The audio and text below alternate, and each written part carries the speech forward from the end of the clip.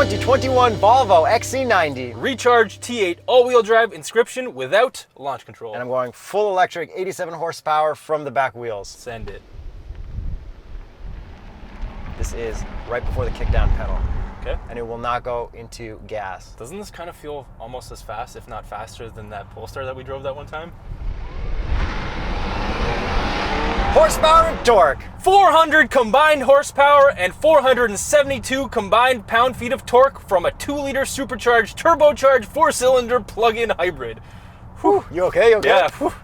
Okay. No more breath left. And this has been my long-term tester for the last month as a family car. Previously, I did the Nissan Rogue. Now I'm doing this. Jacob has the E63S wagon right now because he has the need for speed. And part of the reason why I wanted this one was because with a family, you want a safe car, and Volvos are all very safe. But also, this is a plug-in hybrid, so I can get up to 32 kilometers of range according to the gauge cluster with this, going full electric, charging it at my house with a 110 volt plug. Yeah, because it's rated for up to 29 kilometers, but we find that to be different in the real world. And I actually, for the first 150 kilometers, used it just electric as much as I could until I had to do one highway trip. So I kept it in the pure mode the whole time, and it was pretty good. I pretty much didn't need to use any gas because most of my trips were less than 10 kilometers each way. But when I did have to hit the highway, that took my total over to 4.7 liters per 100 kilometers. And here's the miles per gallon. And then for the next 100 kilometers, I just kept it in hybrid mode and plugged it in overnight. And then I got 4.1 liters per 100 kilometers. So what you're saying is just leave it in auto? If you're going on any highway or anything, keep it in auto, in hybrid.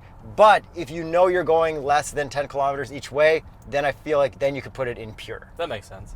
And with that, you're only powering the rear wheels because this is all-wheel drive, but it's all-wheel drive because the front wheels are connected to the actual gas motor, but the back, there's no drive shaft. Yes, and where the drive shaft would be, that's where all the batteries are, like in the middle instead of on the side. And you can see that in our performance pages. That's really good gas mileage considering the size of this vehicle, and we don't really ever talk about gas mileage. People get really upset. You can look up what the figures are. That's why we don't talk about it. You can't figure it out until you have a long-term tester, and now finally we're getting some long-term testers, so that has been helping. Yeah, exactly, because when we film cars, they're always idling. It's not a fair comparison. We're always sending it because we want to know what the performance capabilities are, so there's not enough time to also test the gas mileage properly and fairly. Until now. Yes. Shout out Nissan, Mercedes, and Volvo. Yeah, that Mercedes gas mileage in the E63 is not very good. But you have gotten that into V4 mode, which you have never done before in an AMG. Yes, never in my You didn't life. even know that was possible. No, I was like, V4? I'm like, this has this too? Exactly. Yeah. Well, long-term testers. Exactly. We're almost on par with the United States. Yeah.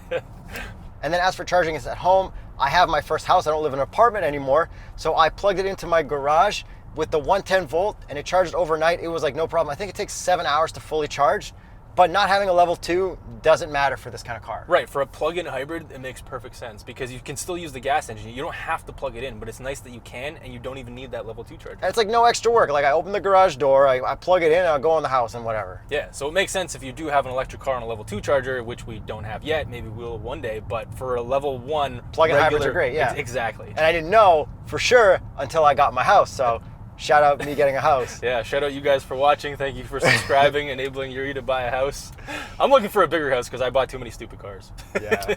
So the Volvo rep told me that this won 14 IIHS Top Safety Pick Plus awards for 2021, which is record. Yeah, that sounds like a lot. A single year record. So it's nice to be in a safe car with family stuff. And remember that Rogue we drove did have that 2-star front collision passenger thing. At the time that we drove it. So apparently I read an article, they fixed that up, and that also now has a top safety pick IHS plus. Sorry, I don't really know that stuff, but apparently that got fixed up too. Okay, so you've had 2 very safe long-term testers. You just found out about the first one being safer later. Yes. All right.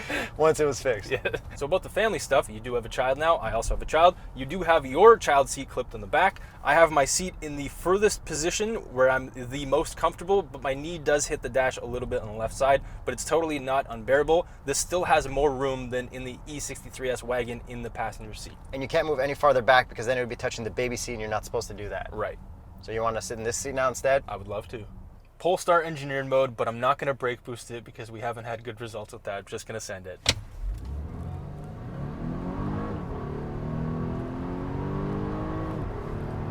It's not bad at all. That's like above dad fast. Yeah. And we're dads, so Yeah, exactly. This is pretty quick. we would know. Now, we did previously review other T8 Polestar engineered cars. This still gives off that same vibe where it's like a little bit weird. Everything kind of works a little differently. I did get torque steer on that launch because it is primarily front wheel drive, which is a little weird to feel until the rear wheels kick in, because that's only pure electric. But what's nice about the electric hybridness is we don't get any weird start-stop jitters at all in this. It's very smooth. Yeah, which is really nice. And speaking of how smooth this is, not the powertrain, the actual suspension is really nice because we do have the optional 4-corner air suspension, and I love it. You can see that it lowers in Polestar engineered mode, but to be honest, this is the type of car, especially with a family, that you're just gonna leave it in hybrid mode and just enjoy how comfortable Dude, it is. I did not floor this or drive this fast until today. Yeah. And then I guess we can also do the box test. Box test. 1, 2, 3, 4, 5, 6, 7, 8, 9, 10, 11, 12, 13, 14, 15, 16. We couldn't fit these boxes in, but if I push this button to raise it, you can see how much it raises. Get your own box on patreon.com/TheStraightPipes. All right, cliche corner, Jacob. Okay, quick little dad send through cliche corner. It's the same scent. Yeah, I know.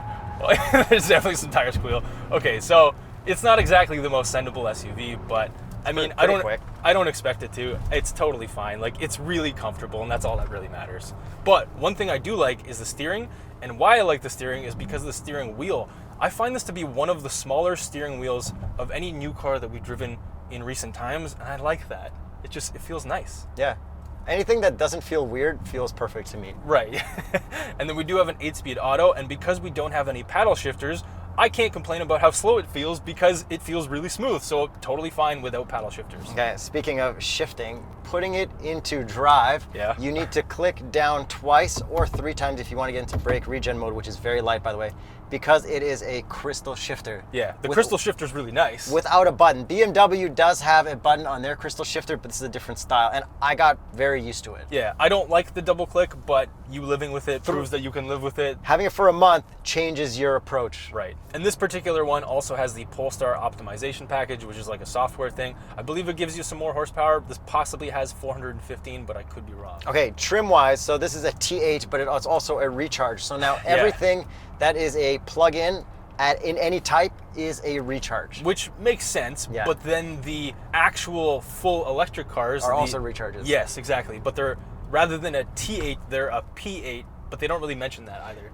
It's a weird transitionary period. Yes, because it used to be like T5, T6, T8, which, you know, you got to the point where it started to make sense, but now that they're introducing Recharge and kind of confusing the model lineup, and then also confusing it a little bit more with Inscription and our design. And Polestar being its own company. Yeah. And then you go to the Volvo website and it's like, we're going full electric cars by 2035 or 2025? Something like that. Oh, it can't be 2025. No way. Maybe, bro. Maybe. But yeah, the trim lineup is very confusing. This is an Inscription, so it's kind of the more luxurious model. The R design is the sporty model. Yeah, and I actually, looks-wise, like this. I think this is kind of like a parent spec. Yeah, for sure, and I really like how this looks like. Like, this is a really good spec for this type of car. Not having stuff blacked out, like chrome, like I'm just like hauling kids and family around, like I don't mind the look. I like the way it looks in my driveway. Yeah, no, this is a great looking SUV. I mean, every Volvo kind of looks the same, but they also all look good. They still all look good. I saw a guy with a Volvo wagon in my neighborhood. I was going for a walk with a roof rack. I'm just like, that looks so much better than most cars. And I guess looks-wise, comparison-wise, this kind of competes with luxury cars from Mercedes and BMW. Yeah, so the 5 Series, the E. And Audi. Yes, the Q7. Except this is a 3-row where those guys don't really have 3 rows. Yeah, this is like a cheater 3-row, and then this is also the only plug-in hybrid, I believe. Maybe the X5 also has one. Okay, and then since it competes with Germany stuff, I wanted to see how far Germany actually was away from Sweden. Okay. So everyone in your head, guess how many kilometers or miles? I have a guess. And I measured on Google Maps, and I got a minimum distance of 72 kilometers. That is about 9,000 kilometers, closer than I thought. That's like Barrie is farther from Toronto than Germany is from Sweden. Wow. So I mean, it makes sense that they are competitors. Yeah, like, but it also doesn't make sense how different they are, which is cool because it's a totally different approach. Yeah, well, because you got to take a boat there. Oh yeah, I guess so. And then you mentioned the third row, so I can barely fit there at 5'8.5" Like the hairs on my knees touch the front and the hairs on my head touch the top, so Jacob's not even gonna attempt it. Nope, no thank you. But when you have those seats down, there is so much trunk room, it's amazing. Yeah, it's really nice. Like it's tons of room and it all looks and functions really well. And my wife absolutely loves sitting in these seats in the back when she's sitting back there with the baby. Loves it. This is her favorite besides the Maybach. And the seats are heated back there, which is really nice. We also have tri-zone climate, which is also very nice. And then we also have heated and cooled up here in front. And Andy the lab, Deb, she loves tri-zone climates because the dogs are back there. And she said not enough people mention that stuff. So there you go. Shout out Andy the lab.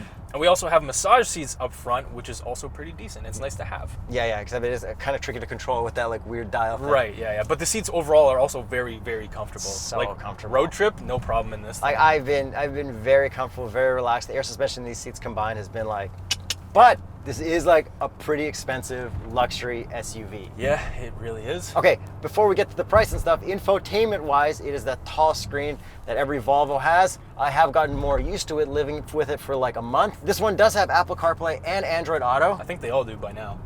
Hey man, I don't know.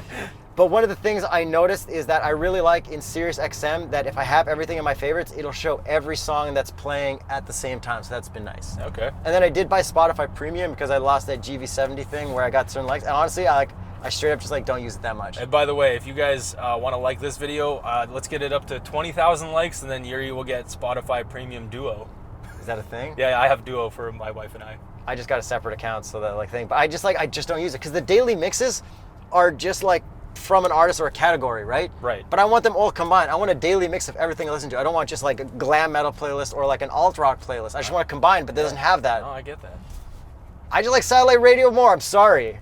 But you know what I like even more is using the Baby White Noise song on Apple iTunes. Which plays on the Gothenburg Sound Hall. Yeah, okay. So the Gothenburg Sound Hall is like the best sound system of any car as far as I'm concerned. It's really, really good. You put it to the Gothenburg mode and it sounds like you're in a concert hall. But then I was listening to Matt Farah's Smoking Tire podcast with his dad. And I'm like, I got to turn this echo off. This does not work for podcasts. But yeah, I love the Gothenburg Sound Hall thing. Yeah, but shout out Matt Farah. That was a really good podcast. Cool to watch him do that with his dad. Yeah. I'm like, oh man, this guy's really good at mental mathematics. Yeah, I know. I think I was like using a calculator for. Yo, when he said 5% of 100, I'm like, I'm pretty sure it's $5. Yeah. But you know what I liked from that podcast was him saying like you can take 2 weeks off, you can take more time off, all that kind of stuff. So yeah, check out that podcast. That was a good one. Yeah, and speaking of mental math, I believe this can tow 4,960 pounds. How many jet skis is that? That's about 2 to 3 jet skis. And you're selling your jet ski? At the time of filming this video, hopefully it's gone by now. Because we don't have time, because we're dads now. Yeah, unfortunately. I'd keep it. I love that thing. And then interior-wise, with the materials and everything, we got a cool, nice wood. I don't like that everything in here is black, but it seems to make more sense for baby stuff. Yeah, I really like this interior. I've loved all Volvo interiors. The wood is also really nice, the actual color of the ash wood or whatever you want to call it. Yeah, and we have a nice spot for our phone here, but it never really seems to stick for the wireless charger. Our cup holders are great, and our visors, which are very nice material, yeah. I don't think Volvo's ever passed. 3, 2, 1. No. It like has a line here. It's like they're tempting us. I know. Oh, and then infotainment-wise, we have a 360 reverse camera, very high res, but it always defaults to your 360 camera when you go into reverse. Oh yeah, okay, I noticed that. But it's a very, very high res camera, so I really like it. And then you can click to see different angles, and you can like click to see your side where your tires are so you don't scratch your wheels. Do you like the wheels on this? I do like them. They're the optional 21s. The 8 spokes. Yeah. They're better than the other one. And what would be the Continental recommended tire for an XC90? The Cross Contact LX Sport.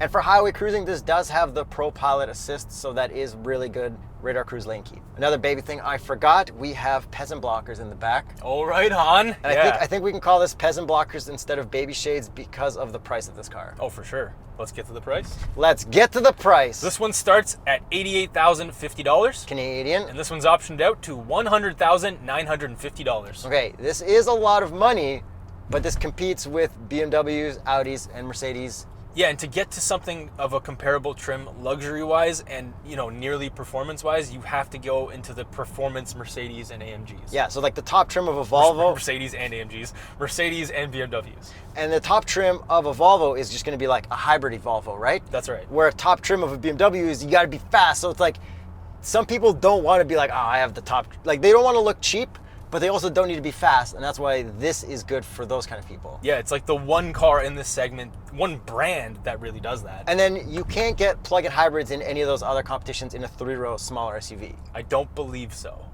At least not in Canada. Now I'm covered. Yeah. And if you're shopping for a new Volvo XC90 and you live in the United States, click the TrueCar link below. There's a discount when using the TheStraightPipes link. You can also shop for a used Volvo XC90 using the TrueCar link below.